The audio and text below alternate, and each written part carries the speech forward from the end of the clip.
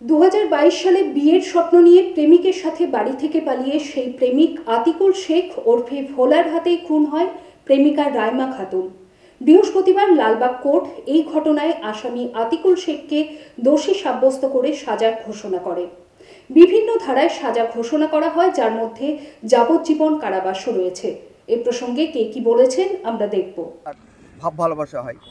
ঘটনার দিন সন্ধ্যাবেলা অর্থাৎ 14/8/2022 6:30 এই রাহিমা যখন বাড়িতে ছিল, আসামি আতিকুর তার বাড়ির কাছাকাছি পমাইপুর মোড় মোটরসাইকেল নিয়ে এসে অপেক্ষা করতে থাকে এবং তাকে বিয়ে করার টোপ দিয়ে মোবাইল ফোনে ডাকে।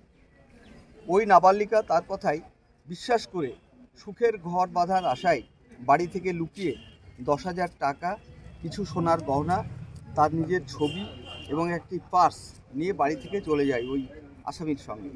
আসামি তাকে মোটরসাইকেলে করে লালবাগের দিকে নিয়ে যায়। এই মোটরসাইকেল করে যেতে গ্রামের কিছু লোক দেখেছিল। ওই নাবালিকা সেদিন বাড়ি না ফেরায় তার বাবা মা আত্মীয় স্বজন তাকে খোঁজাখুঁজি করে এবং তার কোনো সন্ধান না পাওয়ায় নাবালিকার মা ইসলামপুর থানায় 17/8/2022 অর্থাৎ 3 দিন পর একটা অভিযোগ দায়ের করে।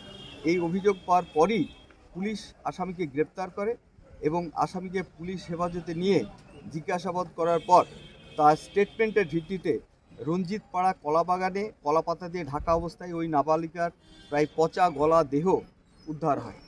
পুলিশ নাবালিকার বাড়িতে খবর দিলে বাড়ির লোকজন এসে দেহ শনাক্ত করে। পুলিশ আসামিকে পুলিশ হেফাজতে থাকাকালীন তার বয়ানের ভিত্তিতে নাবালিকার পার্শ্বে থাকা 10,000 টাকা, সুখের ঘর বাঁধার জন্য নিয়ে যাওয়া সোনার গহনা, ছবি এবং আসামির দেখানো মতো জায়গা থেকে উদ্ধার। এই কেসে ধারা দিয়েছিল 363, 365 প্রথমে দিয়েছিল, তারপর 302, 201 যোগ হয়েছে।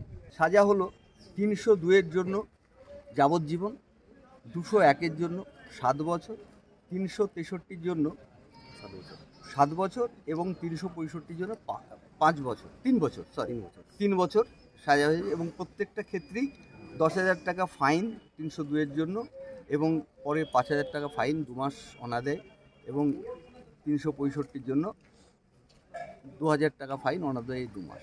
এবং আসামি কোথাও থেকে জামিন পায়নি, সে বরাবর কাস্টডিতেই আছে।